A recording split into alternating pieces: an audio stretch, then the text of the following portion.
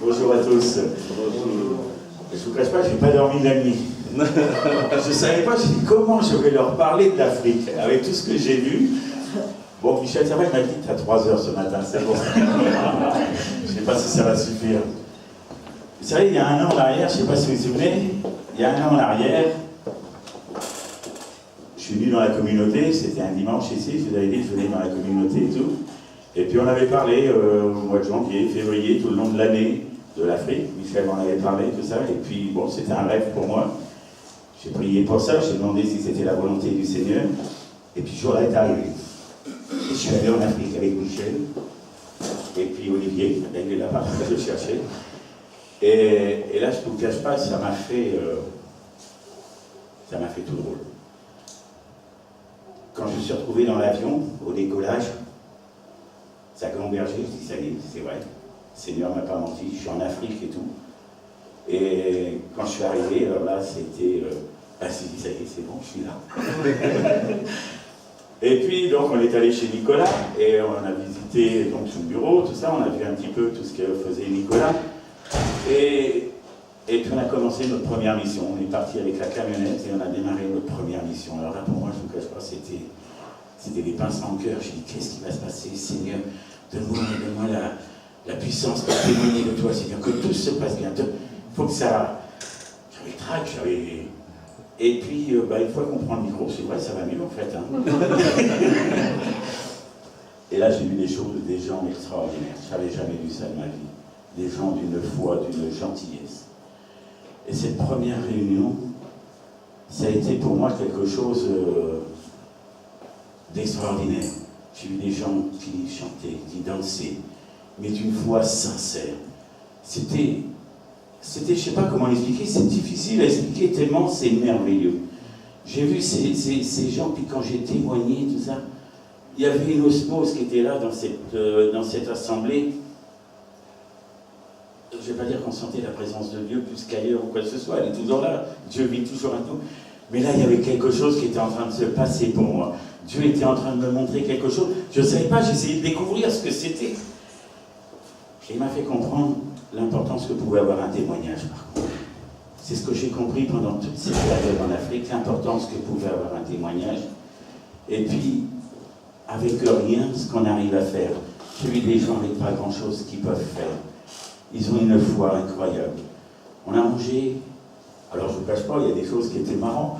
J'ai eu ma première case, ma première nuit dans la case. Alors là, bon, c'est vrai, quand on imagine l'Afrique, moi j'avais ma famille, il fait gaffe, il y a peut-être des lions, il y a peut-être ceci, il y a peut-être cela. Ils voient comme ça. Et puis là, j'ai dormi dans ma première case. Et là, c'était marrant, j'avais un petit matelas, il m'avait mis la moustiquière. Et puis, comment dire, j'ai pas dormi de la nuit vraiment. Hein. Il y avait les poules, les ânes, les lapins, pas les lapins, il y avait tout ce que vous pouvez imaginer. J'avais l'impression qu'ils dormaient avec moi, tellement que ça faisait bruit. À 5 h du matin, on est déjà réveillés. Il fait jour, et puis toute la journée, c'est ça, c'est les animaux, ils vivent avec leurs animaux et tout ça. Et tout ça, tiens, il y avait longtemps que j'avais... Et puis, la journée s'est passée. C'est vrai qu'en Afrique, ils sont lents. Hein. On attend toujours. J'ai jamais vu ça, c'est une horreur. J'ai appris la patience aussi en Afrique. La sagesse aussi, beaucoup. Ça m'a fait du bien. Et... donc il y a eu les premières prêches, Michel a prêché, et les premiers témoignages, et puis tout était bien. On avait une osmose tous les trois, on avait l'impression que vraiment Dieu avait fait quelque chose de particulier pour nous trois. Je sais pas, il y avait 12 jours à vivre à trois, c'était pas évident, on a chacun notre caractère, nos habitudes et tout. Et puis ma foi, tout a été bien huilé, c'était bien. C'était bien, je peux dire, j'ai passé un bon moment avec Olivier et Michel, c'était vraiment super. Et puis après, on est allé dans d'autres villages, on a visité d'autres villages, alors je peux vous dire que, par contre, la misère, je l'ai vue de près. Oh là là là là là. Quand on voit ça, c'est vrai que la misère, il y en a. On ne se rend pas compte quand on voit la télé. On ne se rend pas compte. Et je peux vous dire que là-bas, il y en a. J'ai vu des gens, oh là là là là là. Et quand on a amené le riz avec Michel et Olivier, Nicolas, le riz pour eux, c'était leur Noël. Vous savez, je reverrai toujours ces enfants par classe, comme s'ils étaient à l'école. Puis on leur amène leur gamelle de riz et ils sont contents, ils sont heureux. Mais si vous aviez vu les visages qu'ils avaient, et là je me suis dit, nous on se plaint des fois. On se plaint de ceci, on plaint de cela, et eux là ils ont un petit peu de riz, c'est leur Noël. Ça m'a choqué. Ça m'a travaillé. Et c'est pour ça que. Et puis j'ai vu la manière ils lavent les mains aux enfants. Vous voyez, ils ont quand même une certaine hygiène, ils n'ont pas la même hygiène que nous. Mais il y a quelque chose, ils ont quelque chose que je ne sais pas comment l'exprimer, mais j'ai trouvé ça magnifique. Et puis, je vois encore ce visage, ce petit gamin qui me tend le riz pour que j'en mange avec lui. Vous voyez, c'est des petits trucs, mais moi, ça m'a marqué. Ça a été quelque chose d'incroyable. Le matin, je me souviens, j'ai dormi dans la camionnette, parce que je ne pouvais plus dormir par terre, hein, excusez-moi. J'ai dormi dans la camionnette, ça m'a fait drôle, à 5h du matin. Ils étaient tous autour de la camionnette en train de me regarder dormir. Alors, je ne vous cache pas, ça m'a fait drôle. Bon, puis on n'a pas l'habitude, j'ai visité leur douche, hein, c'est vite fait, la douche, ça va, tout ça. Bon, on n'a pas l'habitude non plus, les toilettes.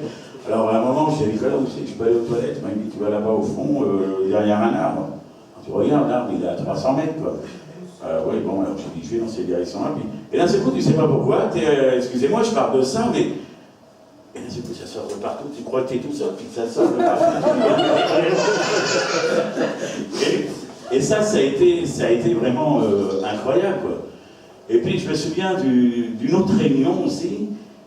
Celle-là, elle m'a touché particulièrement parce que on avait chanté avec Olivier. On avait fait une surprise à Michel, parce qu'avec Olivier, on avait décidé de chanter, vous l'avez écouté au château, tous, la chanson de Raphaël.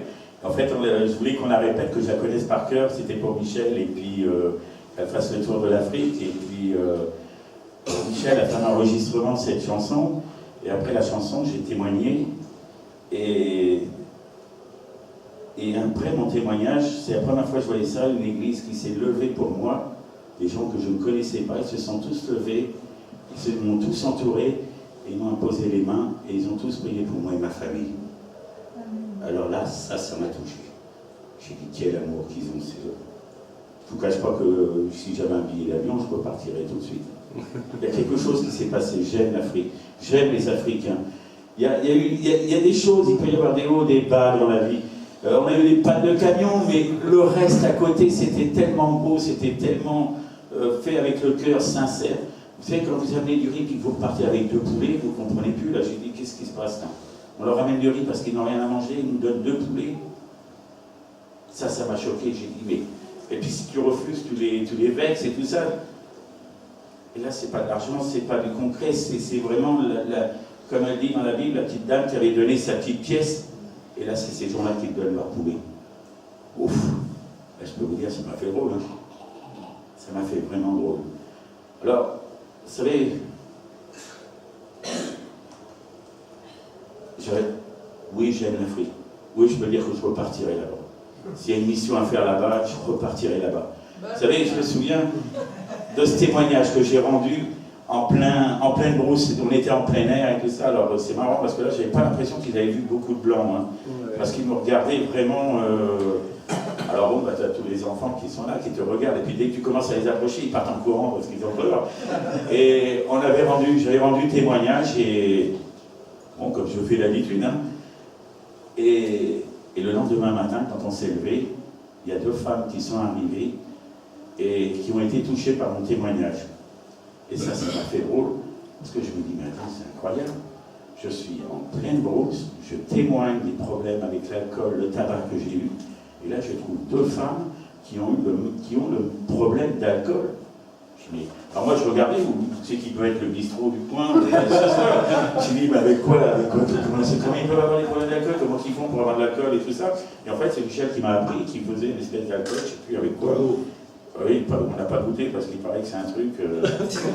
Mais toi, si tu t'en mets sur les vêtements, tu fais des trous, il paraît. Donc ça va être le truc. Et puis ces femmes, et puis j'ai prié pour eux. Et là j'ai compris vraiment ce que c'était l'importance d'un témoignage.